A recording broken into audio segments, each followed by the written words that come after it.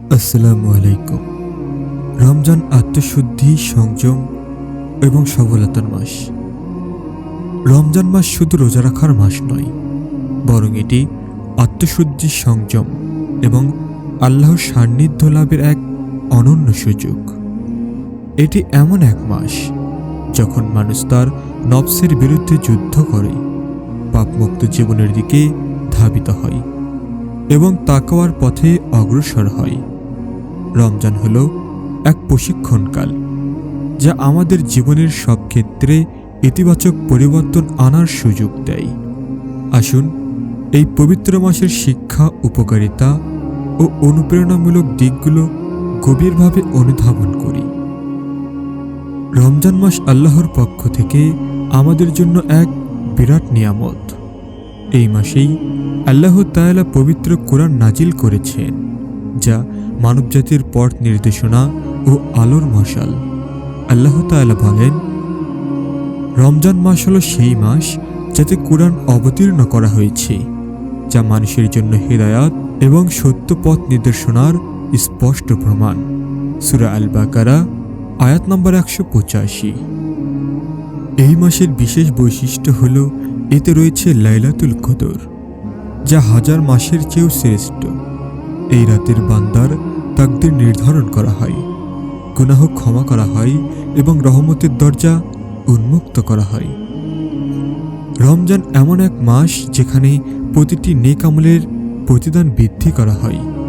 রাসূলুল্লাহ সাল্লাল্লাহু আলাইহি ওয়াসাল্লাম বলেছেন, যে ব্যক্তি বিশ্বাস ও ইখলাসের সঙ্গে রমজানের রোজা রাখবে, তার অতীতের সমস্ত গুনাহ মাফ করে দেওয়া হবে।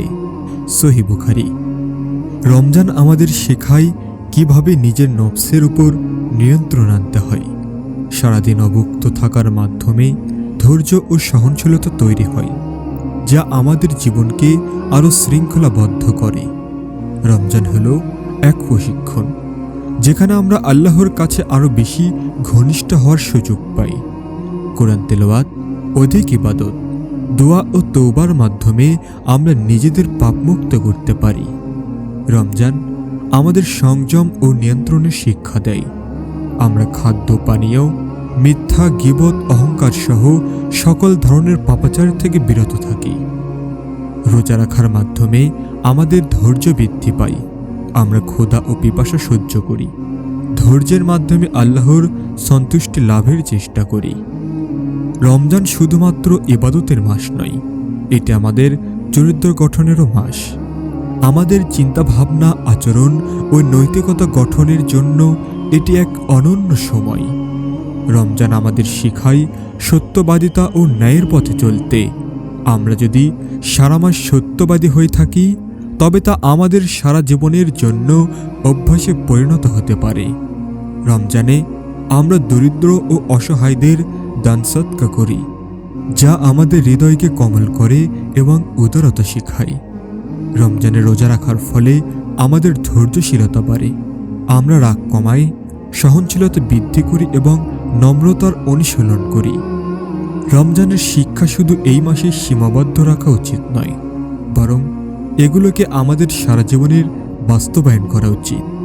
রমজানে আমরা আল্লাহর ইবাদতে যে আত্মনিয়োগ করি, তা সারা বছর ধরে চালিয়ে যাওয়ার চেষ্টা করা উচিত। রমজানে আমরা বেশি বেশি কোরআন তেলাওয়াত করি। এই অভ্যাস সারা বছর ধরে রাখার জন্য আমাদের চেষ্টা করা উচিত। রমজানে আমরা কিভাবে ধৈর্য ধরি, সংযম পালন করি, এই অভ্যাস আমাদের জীবনের প্রতিটি ক্ষেত্রে কাজে লাগানো উচিত। রমজানে আমরা দান সদকা করি, অসহায়দের সাহায্য করি। এই চর্চা যেন শুধু রমজানে সীমাবদ্ধ না থাকে, বরং সারা বছর ধরে আমরা এই কাজ চালিয়ে যাই। রমজান আমাদের জন্য শুধু ইবাদতের মাস নয়, এটি সফলতা অর্জনের এক দিক নির্দেশনা দেয়। রমজান আমাদের শেখায় কিভাবে নিজের প্রবৃত্তির ওপর নিয়ন্ত্রণ আনতে হয়, যা কর্মজীবন ও ব্যক্তিজীবনের সফলতার জন্য অপরিহার্য। রমজানে আমরা পরিকল্পিতভাবে ইবাদত, দান সদকা ও অন্যান্য ভালো কাজ করি। যদি আমরা সারা বছর এমনভাবে সময়ের সদ্ব্যবহার করতে পারি, তাহলে আমাদের জীবন আর সুন্দর হয়ে উঠবে। রমজানের রোজা আমাদের শুধু আত্মিকভাবে নয়, শারীরিকভাবেও উপকার করে।